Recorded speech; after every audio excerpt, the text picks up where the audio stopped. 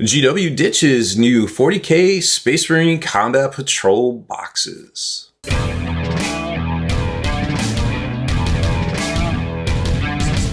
Spiky bits.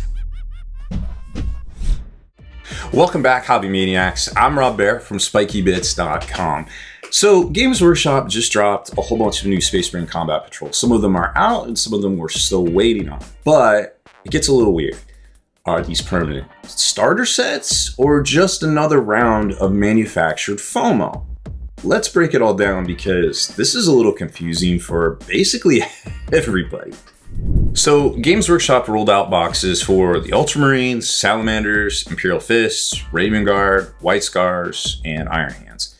And normally Combat Patrols are the go-to entry point for Warhammer 40K. They're affordable, they're self-contained, and normally they stay in stock for new players for, a couple of years. But so far, every one of these chapter themed boxes comes stamped with the While Supplies Last tag now on Warhammer's web store. And that's not something you'd expect on products designed, basically to bring fresh players into the hobby. So take the Imperial Fist box. Well, that's already sold out, and there's no guarantee it's coming back. Not coming back, Chief. Which kind of raises the question, is GW intentionally limiting stock to push urgency, or are they just struggling with production of the most basic starter items?